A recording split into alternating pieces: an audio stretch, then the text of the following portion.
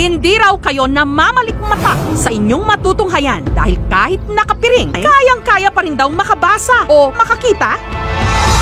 Katunayan, sa videong ito, natukoy ni Jime ang salita, hand gestures, at serial number ng pera na hawak ng taong kausap niya kahit siya'y naka-blindfold.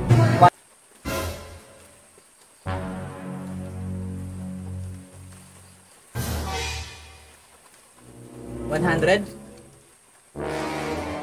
AA 44 03151. Dati po, sobrang hirap po talaga akong gawin yung mga tricks na yun. Hindi ko po alam kung paano gawin yung mga strategy, kung paano mahulaan, o kung paano malaman po talaga yung tamang sagot na sa mga pinapahula sa akin. Dito sa Haro, sa Iloilo, nakatira ang pamilya ni Jime. Pangalawa siya sa 3 magkakapatid. Kwento ng kanyang mga magulang na sina Christopher at Maricel. Mahiyain daw talaga ang student nilang anak na si Jime. Na-amaze talaga ako doon, sa nakita ko doon. Paano niya nalaman na alam niya yung tao, alam niya yung smell, kukulukan, nakakatakot. 4 hanggang 6 na oras kada session. Pero si Zypher, magpahanggang ngayon, hirap pa rin daw matuto. Samantalang si Jime, unang session pa lang, na-activate na raw agad ang kanyang ultrasensory ability. Rice.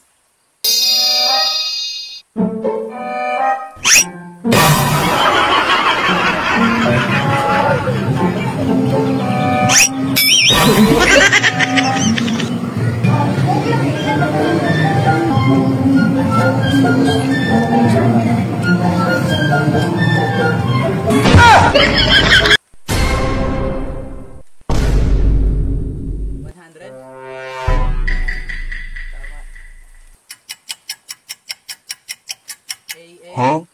44 Bruh. 03151. Nung bata pa ako, naglalaro po ako noon. May bigla pong puno na inakyat ko po. Puno po yun ng puno po siya ng talong. So yung talong po na yun, sobrang bata po ako. Hindi po ako maglaro ng mga ganong tricks. At hindi ko po namalayan na umakyat pala ako sa puno ng talong. And then that time, nahulog po ako nun. Sobrang taas po yung pinanghulugan ko.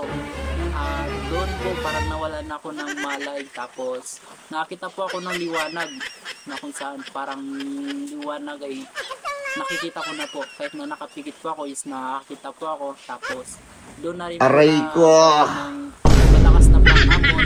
Para patunayang wala itong daya, sinampolan pa ng mag-ama ang aming team para masigurong walang maaaninag si Jime. 2 beses pa siyang piniringan para pahulaan kay Jime. So anong kulay ito?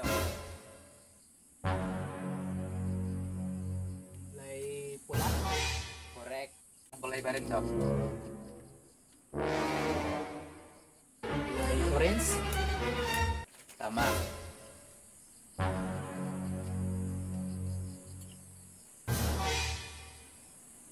Mangkok? Tama. Habang ang isa pa, nag-drawing sa papel at saka pinahulaan kay Jime ang sketch. Bahay? Ang kakayahan daw ni Jime na matukoy ang mga bagay kahit na nakapiring ang kanyang mga mata. Nagagawa raw niya dahil sa mas aktibo niyang pandama, ang amoy at pandinig. Wait lang, kapila muna ako. Aray ko. So, dati po hirap po akong gawin yung mga tricks na yun. Pero nung simulang nahulog po ako sa puno ng talong, hanggang sa nakakita ko ng liwanag, pre-practice ko po na pre-practice hanggang sa nagkaroon po ako ng malakas na pang-amoy, pakiramdam, hanggang sa nahulaan ko na po yung mga bagay na pinapahulaan sa akin. Pero sa pagkakataong ito, kami na ang nagbigay at nagkabit ng piring sa kanya. Pero si Jime, makailang ulit nagkamali. Papel? Hindi. Ito.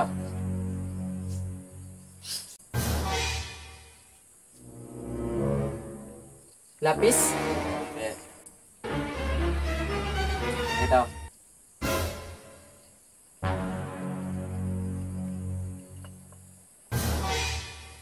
Plato? Hindi.